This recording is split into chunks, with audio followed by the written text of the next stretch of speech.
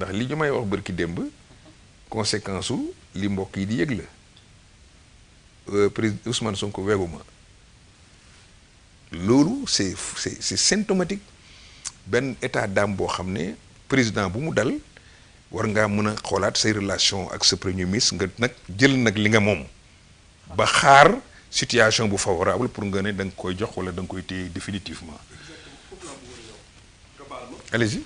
yegg si nañ foofu tey et le premier ministre l'a dit que ñoom ñaar problème am na c'est-à-dire ñoom ñaar déggootuñu léegi moom mu ngi toog di xaar du démissionner moom premier ministre waaye mu ngi toog di xaar kilifa gi démettre ko kilifa gi moom it mu ngi toog di xaar pour premier ministre dem mu mel ni dañoo nekk ci benn crise institutionnelle liggéey bi doxatul ça coince avec le FMI les problèmes restent entiers le problème économique du Sénégal amul benn solution buñ ci apporté ñoom ñaar ñu ngi ci benn comme ni mu ko waxee cohabitation douce est-ce que tey pouvoiru état war na mën a tax bon je ne sais pas xaw ma pouvoir état laa koy wax xaw ma président de la République moom en quelque sorte war na mën a jël relation amicale am ak Ousmane Sonko mu primer ci kaw li nga xamante ni moom mooy fauteuil président de la République est-ce que tey bu xëyoon rek jël décret dàq ko duñ ne daf ko trahir daf ko wor wala duñ dem ci benn confrontation entre ñoom ñaar boo nga xamante ni dafay gën a plonger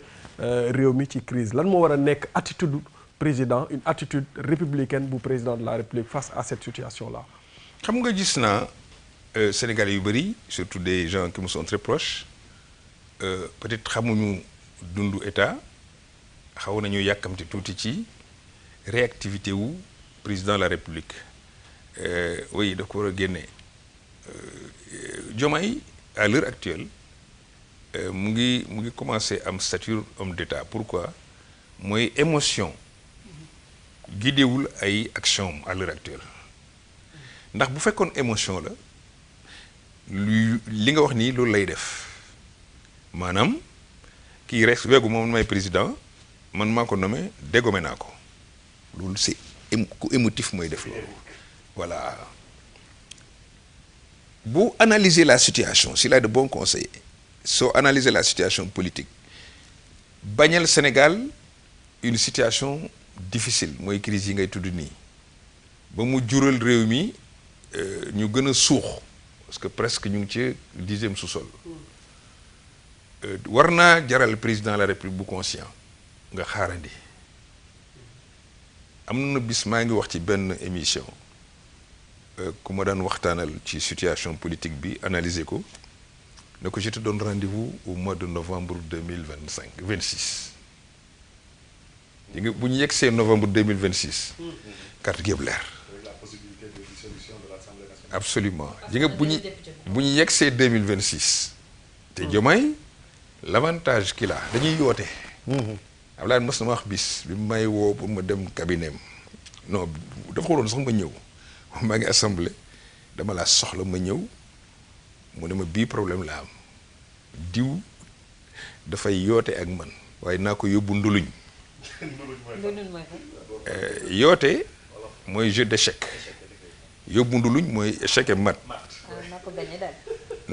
boo yóbbu naa la nduluñ mooy wuri wi jeex na dem na kàng loolu foog nga loolu mooy loolu daa ko yóbbu nduluñ mooy dinaa ko gagné mais boo déggee dinaa ko yóbbu nduluñ c'est-à-dire yóbboogu ko merci yóbboogu ko te fii man dama yaakaar ne jeu de dame la yoote jeu d'échec bind naa ci benn article yàgg na aussi Diomaye rokke na mooy bi en juillet bi Ousmane Sonko defee déclaration ne le pays n'a pas d'autorité dama bindoon article boobu et Diomaye roka en jeu d'échec rokke mooy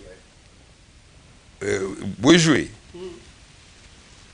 chevalet wala pièce boo yëkkati moo xam chevalet moo xam tour moo xam roi bi wala la reine boo ko yëkkatee par force da nga koy jouer à l'instant mais rokke mooy mën ngaa toucher tu ne joues pas mais tant que ta main na jogul ci pièce bi loolu mooy nga yaa ngi rokke c'est-à-dire tu prends le temps de la réflexion avant de placer le pion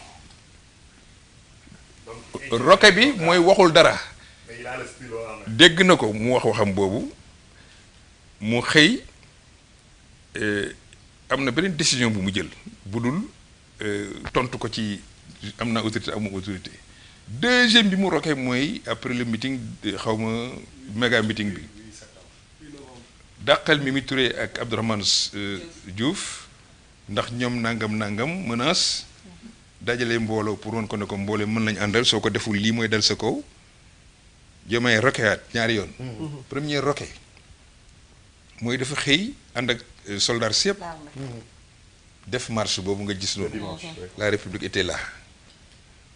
Les forces de défense et de sécurité étaient là auprès du président de la République. Il y a des forces politiques qui étaient à ses côtés. Diomaye indi la République. Deuxième rock bi mooy mu jël décision nommé Mimi Touré. Taxaw di xaar. Boobu ba léegi jouégul. Donc pour man maa ngi xaar les opportunités politiques bu ñu présenté woo.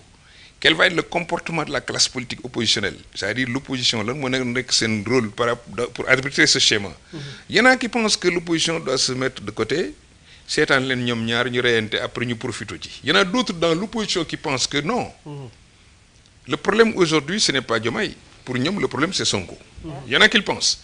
Ceux-là, aujourd'hui, quel va être leur comportement? Fille Diamono. Naka lañ ñara taxawé ci réew mi wala nañ nara bëgg taxawoo réew mi parce que circonstances politiques yi mën na dem ba jur l'élargissement de la majorité présidentielle. Et bu boobaa Diomaye dina am ce que le Pastef lui refuse.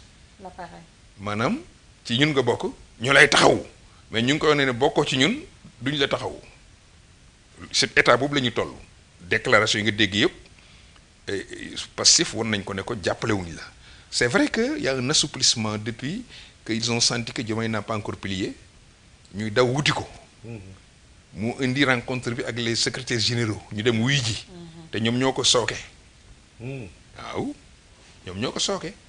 Nous avons dit pour voir avec moi. Ramener ko ci camp bi nga xamné fu ñu bëgg mu fété et non de l'autre côté. Bobu doxagul schéma wu député yi ñëw. Mais attends, Ousmane Sonko, s'il était dans une posture de combat, comme il le fait croire, d'ailleurs, gagne plein d'em. L'autre, d'accord, mais Bruno Samasago, qu'est-ce que tu ça veut dire que Mouy joue le chaud et le froid, de comment Diomaye va réagir. Dem nañ fa parce que Japon ne ñëm yebal buñ fa démé dañ wax Diomaye lu ko nakarlu ba mu jël yenn def yenn réaction erreur yi épidermique. Diomaye deful lolu.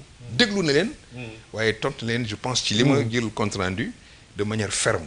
mais ci tontu bi papa mi ngi wax ne. tontu bi mi ngi wax ne yoonam nekkul ci saa waay 2029 lu ci wax yoonam nekkul ci dellu si na tamit su Sonko tontu na waaw c'est pas de son ressort d'accord pour la candidature de Sonko en 2029 aussi tamit.